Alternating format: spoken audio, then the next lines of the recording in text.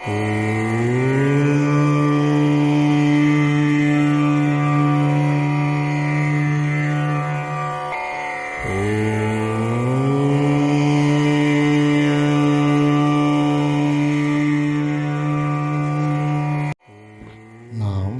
நம்மை நமக்குள் தேடும் அன்பு உள்ளங்களுக்கு அன்பு வணக்கம்.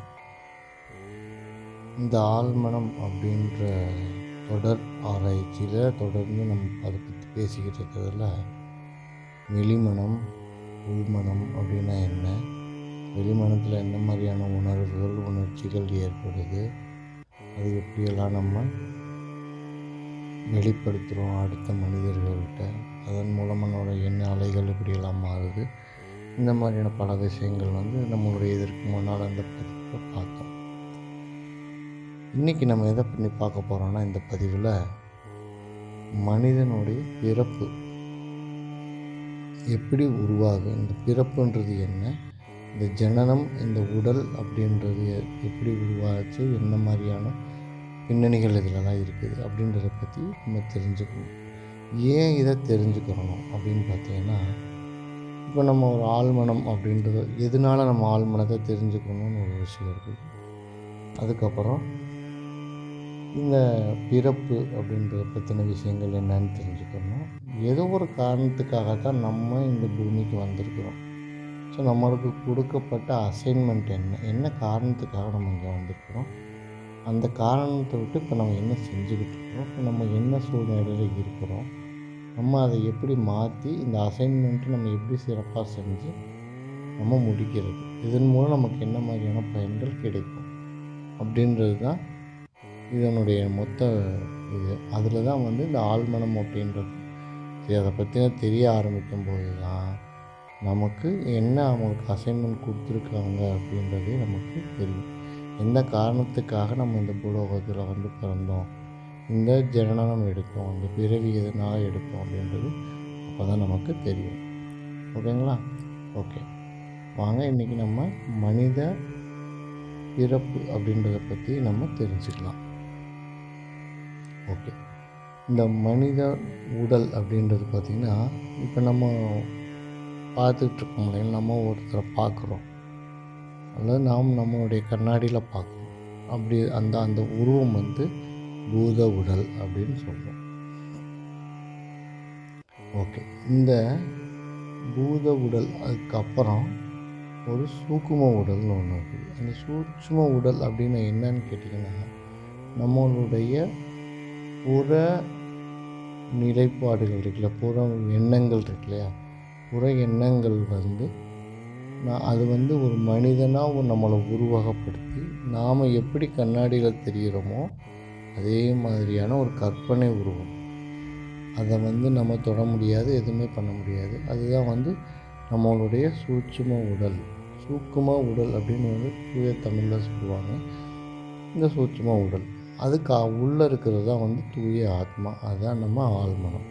ஸோ இந்த மாதிரி 3 படிநிலைகளாக நம்மளுடைய உடல் இருக்குது. ஸோ இந்த மனிதர்களுக்கு மட்டும்தான் இந்த 3 நிலைகள் இருக்குது. மனிதர்களுக்கு மட்டுமே இந்த 3 நிலை, அதாவது பூத உடல், சூக்கும உடல், ஆழ்மனம் அப்படின்னு இருக்குது. மற்ற 5 அறிவு படைத்த அனைத்து விலங்குகளுக்கும் அனைத்து ஜீவராசிகளுக்கும் ஆத்மா, அதை விட்டிங்கன்னா நேரடியாக பூத உடல் இதுதான் இருக்கும். ஸோ ஏன் அப்படி எப்படி இதை சொல்கிறோம், எப்படி இதை நம்ம டிஃப்ரென்ஷியேட் பண்ணி பார்க்குறோம், ஏன் நமக்கு மட்டும் இந்த சூட்சும உடல் அப்படின்றது உருவாகுது, அது எப்படி உருவாகுது, ஏன் நம்மளை மாதிரியே அதை நம்ம உருவகப்படுத்திக்கிறோம் அப்படின்றத பார்க்கலாம். இப்போது நம்மளுடைய உருவகம் எங்கே இருக்குது, தாயினுடைய வயிற்றின் கருவறையில் கருவாக உருவாகுது. அப்போ உருவாகும்போது அந்த தாய் தனக்குள் ஒரு உயிர் வளர்ந்து கொண்டு இருக்கிறத நினச்சி மகிழ்ச்சி அடைஞ்சு அந்த உயிர்கிட்ட பேச ஆரம்பிப்பாங்க.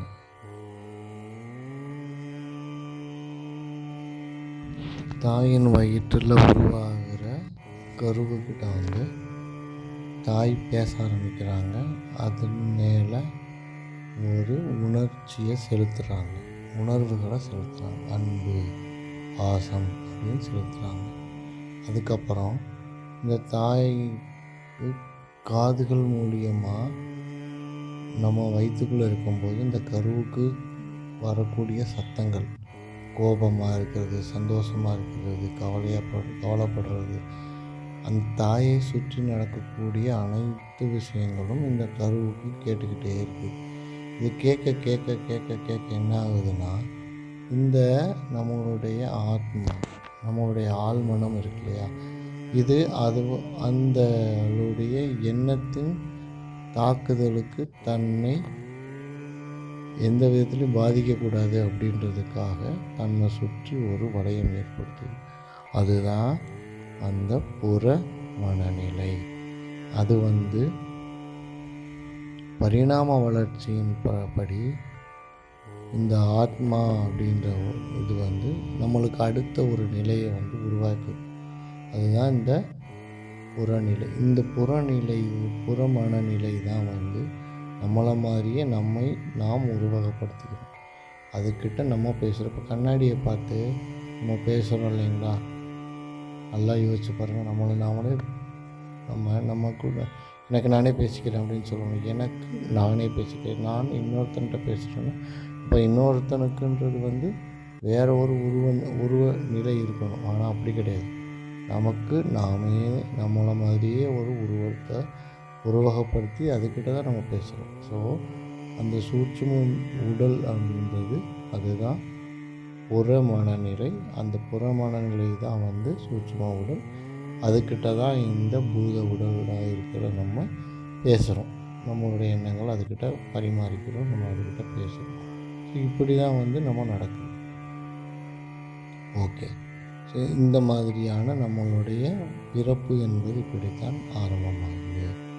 ஸோ நம்மளுடைய கரு உருவாகி கொஞ்ச நாள்லேயே நமக்கு இந்த புற மனநிலையின் அமைப்பு நமக்கு உருவாக ஆரம்பிச்சிருது.